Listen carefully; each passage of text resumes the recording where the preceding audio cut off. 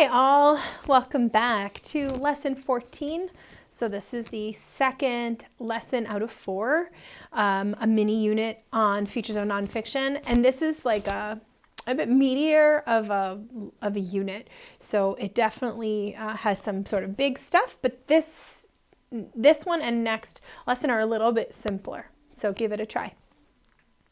So the two things we're going to do before we begin is first to just remind you that we read this book yesterday or last time.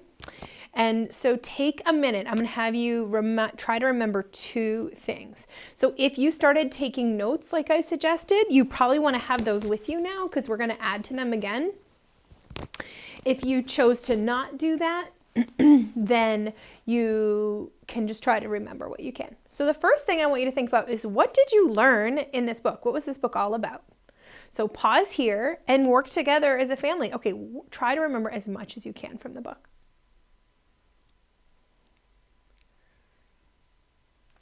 So hopefully now you have talked together.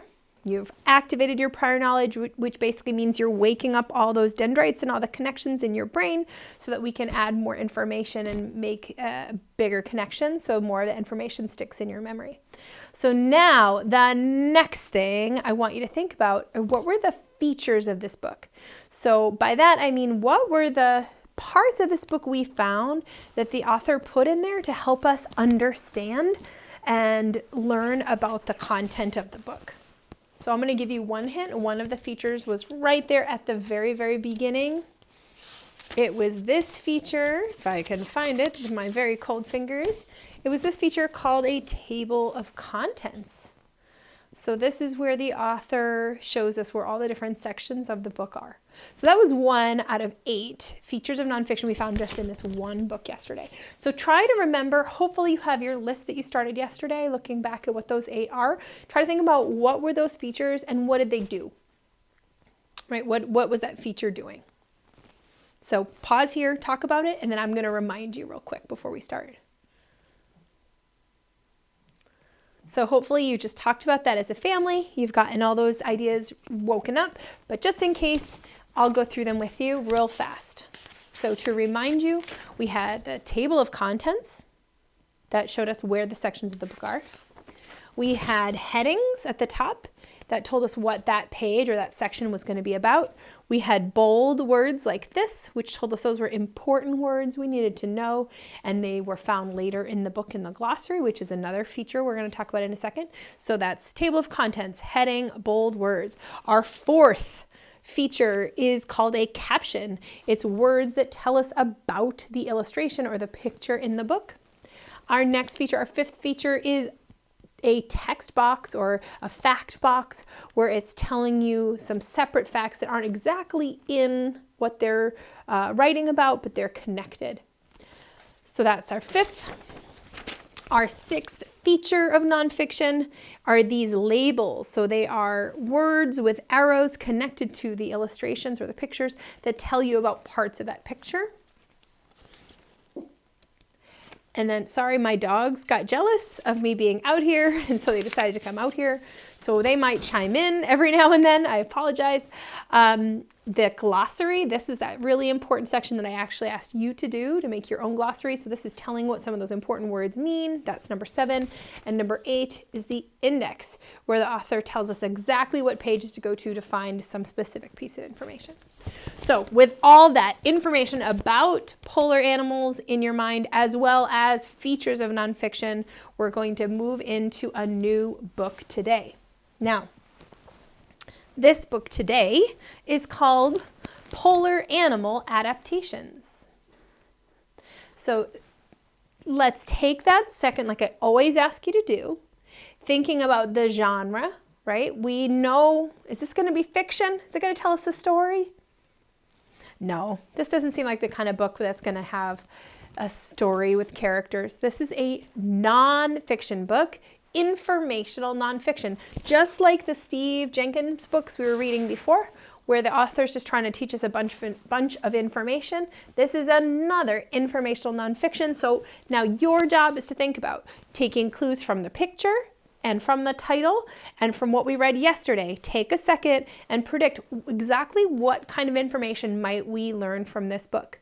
It's called Polar Animal Adaptations.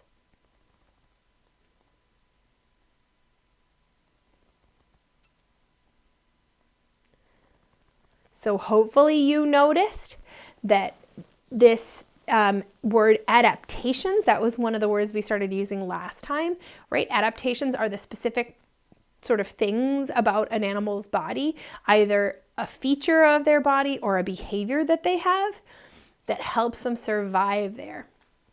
And then looking at that picture, that gives us a hint that it's talking about animals and it's real information because it's not a drawing, it's a picture. So these are all little clues we can use to help us predict. So we can tell this book is going to be about the features of an animal's body that help it survive in polar habitats, which, to remind you, like we said yesterday, are like the top coldest part of the earth and the bottom coldest part of the earth, the Arctic or the North Pole and the Antarctic or the South Pole.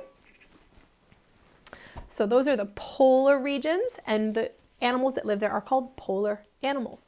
So polar animal adaptations.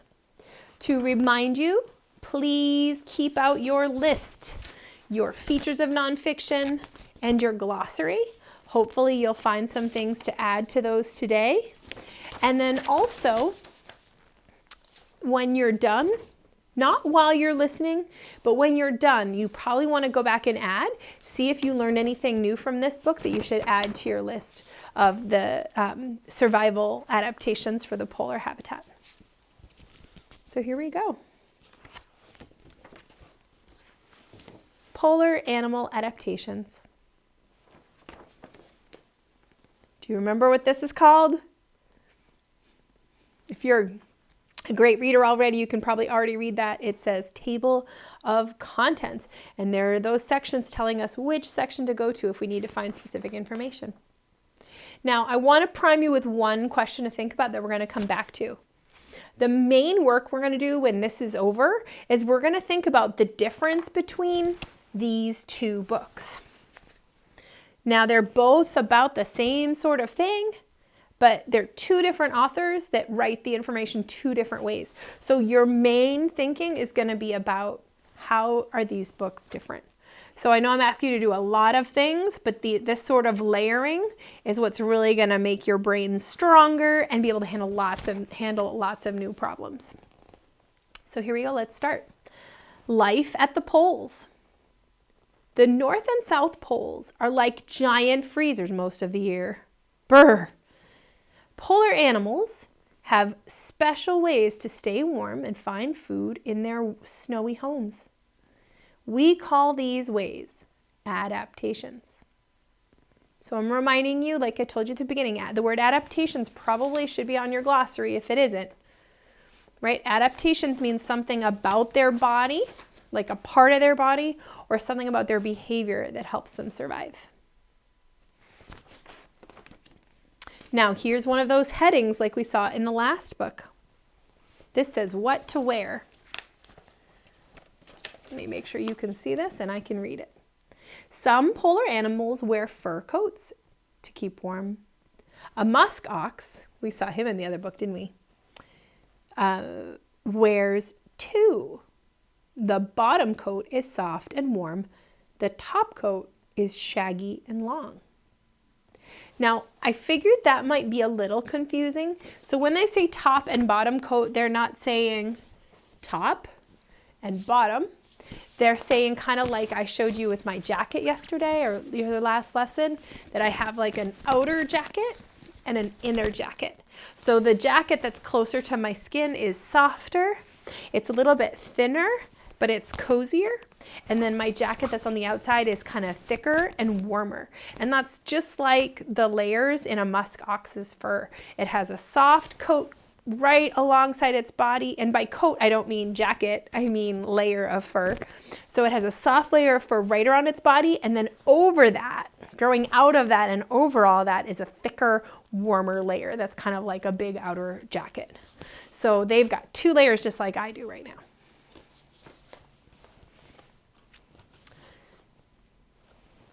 The Arctic fox's coat is the warmest of any mammal. When the fox gets chilly, it sits on its furry tail like a cushion. Then it tucks in its nose to stay warm.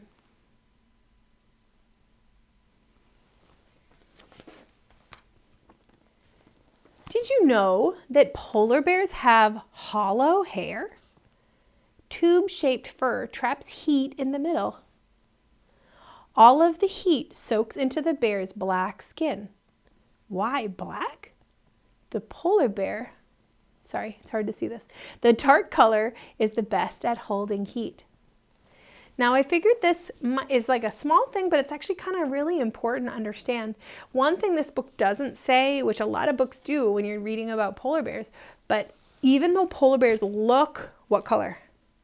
Yeah, they look white, but believe it or not, their fur is actually just like this straw. It's clear. So their fur is clear, and just like this straw, it's hollow, which means if you were to cut open one of their hairs, it's empty inside. Our hair, if you cut it, it's hair all the way through. There's no hole. But their hair is hollow so that it can trap heat inside and sort of keep them warmer. So that's a pretty cool thing. Obviously, this is much, much larger. Their fur is not this big, but it does allow you to imagine what their fur is like.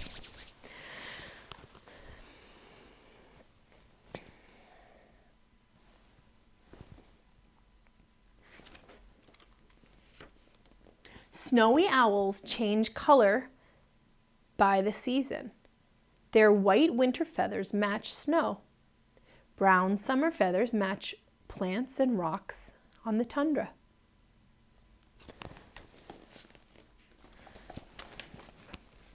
One of the owl's prey, the lemming, turns colors too. It changes from brown to white, just like the owl. An adult owl eats up to 5 lemmings each day, if it can find them. That's a lot of lemmings. Now I know that word sounds a lot like lemon, but it's lemming. So if you're into learning about how words work, if you look at that word lemming, the first syllable, lem, and then the second syllable, if I can move my finger, ming, lemming, other way, lemming. So it's really neat because it sounds a lot like lemon, but it's lemming.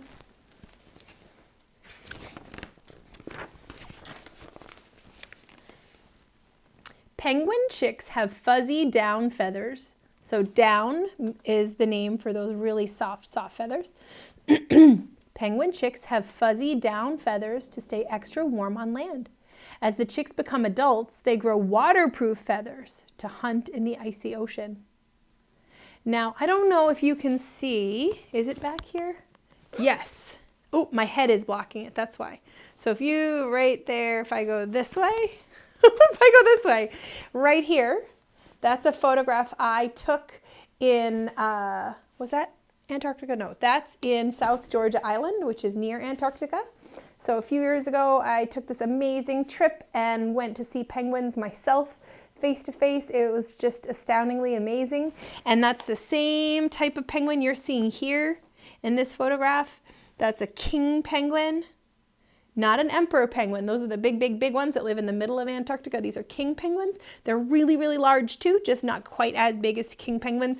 And the babies do look super fuzzy, and they walk around with these, their down changing from this fluffy down to the coloration of the adults. So I can tell you firsthand, this is exactly what happens, and it's really amazing to watch. And what this book doesn't tell you is that each of these feathers, actually, if you hold on, I just happen to have my book right here. I was going to show you in one of the later lessons. Let's see, can I find it for you?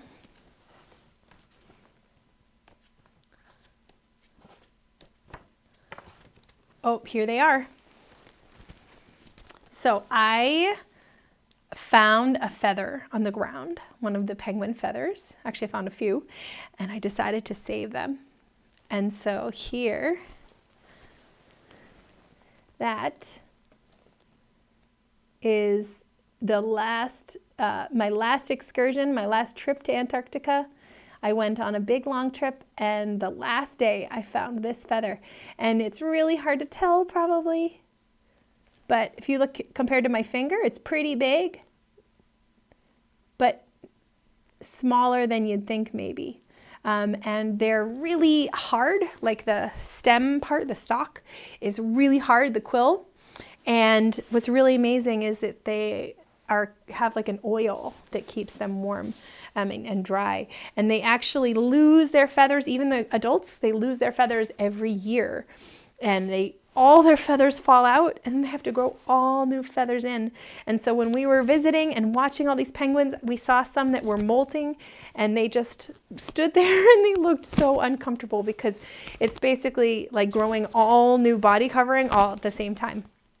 So during that time when they're growing their new feathers, they don't eat, they can't lay down, right? They just have to stand there and give their body the time to regenerate all these feathers. So it's pretty amazing, and maybe one day you'll get to go see that for yourself too. So that was not a part of my plan, but I hope you enjoyed it. So let's keep going. Another bird, the ptarmigan, grows its own fuzzy slippers. Can you see that down there? Doesn't that look like something from Sesame Street? Its feathery feet keep it warm when walking in the cold tundra.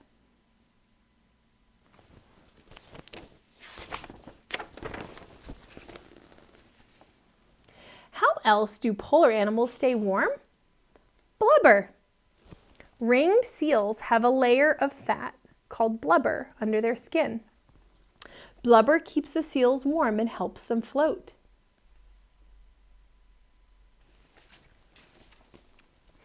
A bowhead whale's blubber is about 18 inches or 46 centimeters thick. Bowhead whales live in cold water all year long. Now, usually what I have found is that young learners don't have a really great sense of what distances are.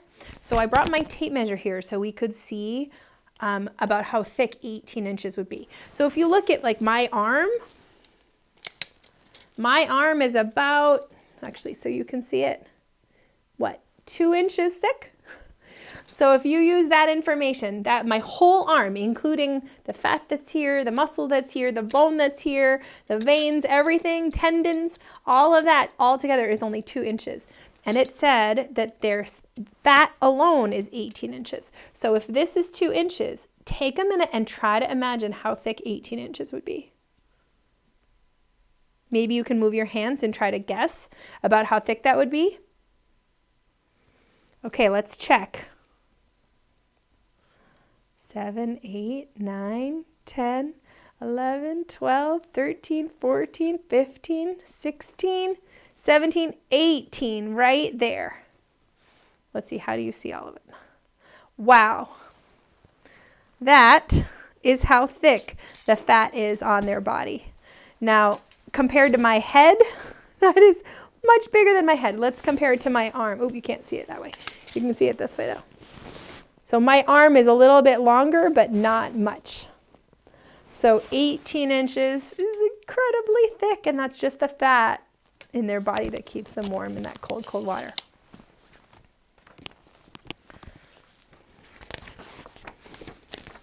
Polar body parts. Arctic hares don't need earmuffs to keep their ears warm. Their ears are short and fluffy. Longer ears would get too cold and suffer frostbite. Although their ears are short, Arctic foxes are bigger than other hares. Their large body size holds in heat.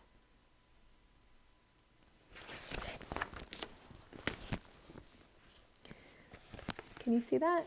Many polar animals have big feet to help them walk on the snow without sinking.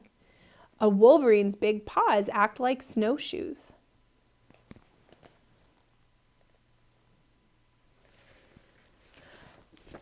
A reindeer's wide hooves are also good for walking on snow. More than that, they help the reindeer dig under the snow for food.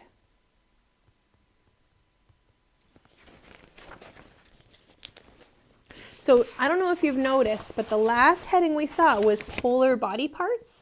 And we've already gotten a few pages. So this is a pretty long section with lots of information about polar body parts. So if you're keeping track here on a list, there's a lot here. Walruses' tusks look like giant teeth, but they aren't made for chewing. Walruses use their tusks to climb out of the water, chop holes in the ice, and fight.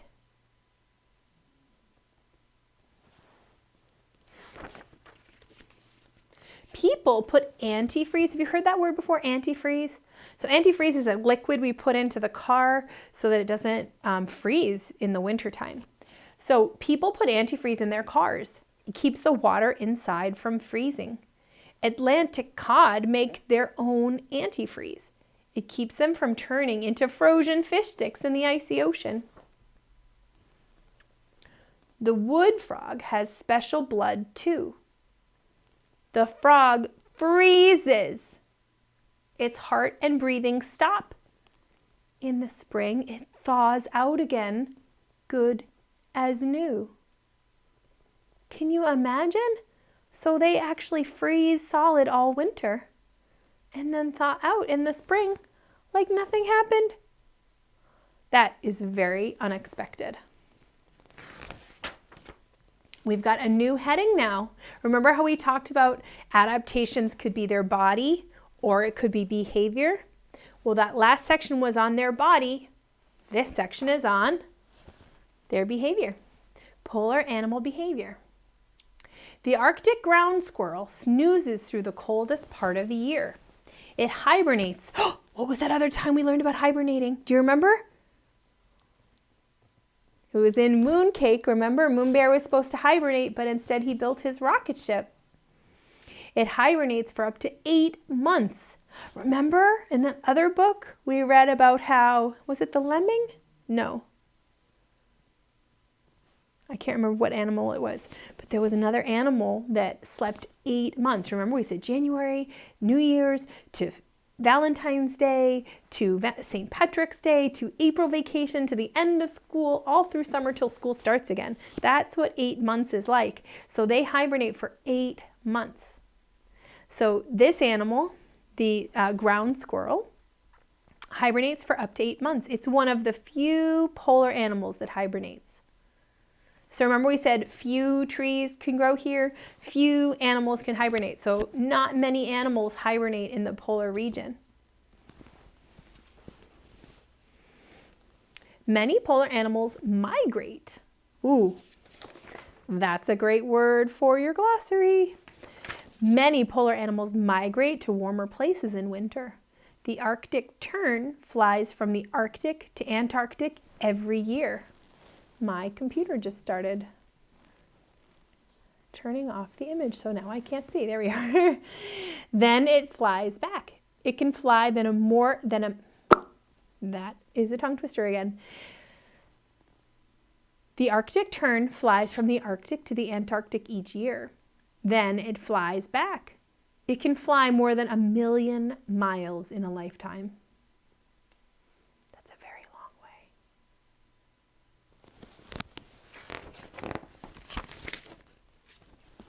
From colored feathers to wide hooves, polar animals are experts at living in the cold.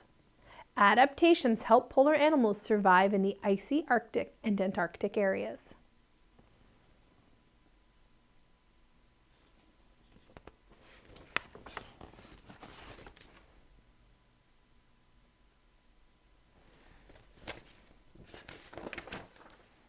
So, remember we were keeping track of the features of nonfiction. Look what I found at the end. This is a glossary, right? Tells you what some important words were from the book. And then we also have, dun, dun, dun, dun, dun. What's this one? The very last page in the book. It's an index. It tells you if you want to find exactly something very, very specific, it tells you exactly which page to try. So I hope that you have kept a great list Maybe you have noticed you found some of those features. I hope you found some really cool words to add to your glossary. And I hope that you take a moment to pause the video and talk together and then add to your list. So basically what I would suggest you do, you would talk together. What are some of the features, adaptations rather, that you learned in this book for animals that live in the poles? Talk together. And then read your list and add to it anything that's missing. So hopefully now you just finished adding to your list of the adaptations for living in the poles.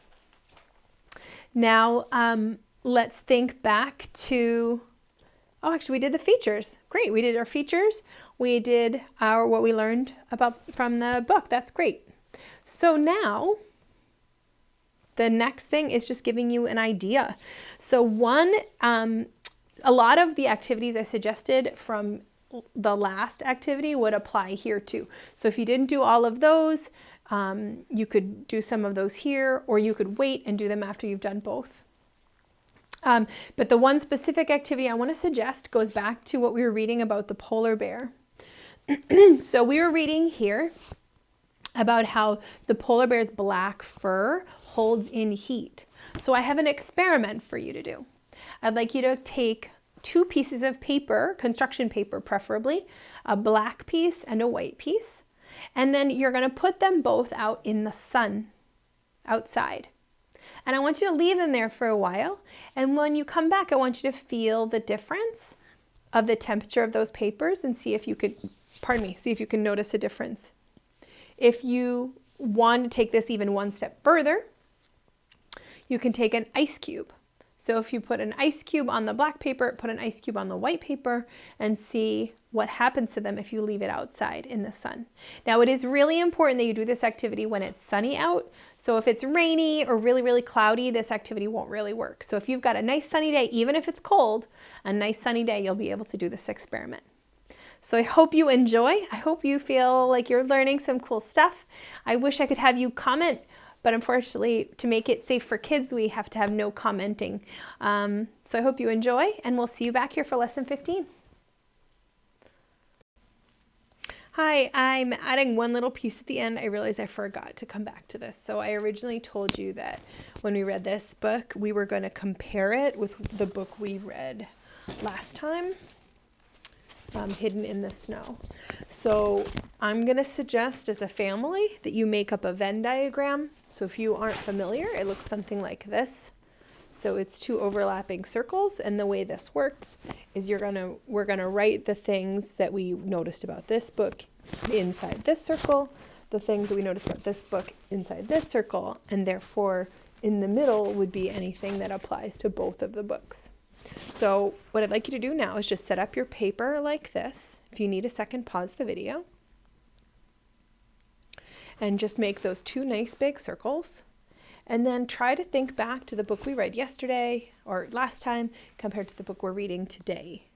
Try to think about what was the same and what was different about those books. You might notice specific information that was in both of the books or in just one of the books, but I really want you to also make sure you're noticing how the author chose to write about those things or chose to organize their pages.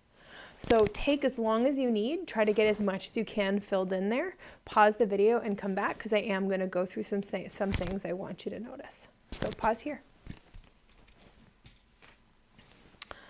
Okay, so hopefully you have just finished doing some recording together, talking together about the differences between these books. Actually, let me move you back a little bit so you can see a little better. So we're talking about the differences and similarities between these books. So right away, the content of those books is pretty similar, right? They're both talking about animal adaptations in the polar habitats. So in that middle section of your Venn diagram, maybe there's something about that what they were writing about is pretty similar. I did notice that some of the same animals appeared in the books.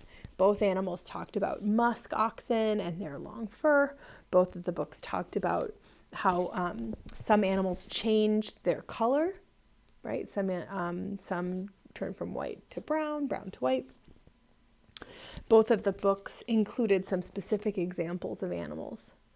But the things that I really want you to notice about how the writers did this, if you noticed, this book was a lot simpler. Each page was just one example with the words and then the picture, right? Really simple text. Whereas this text from the previous day was a lot more complicated. It had a lot more text features. So it was a lot more sort of work to get through this one, but it was filled with a lot more information.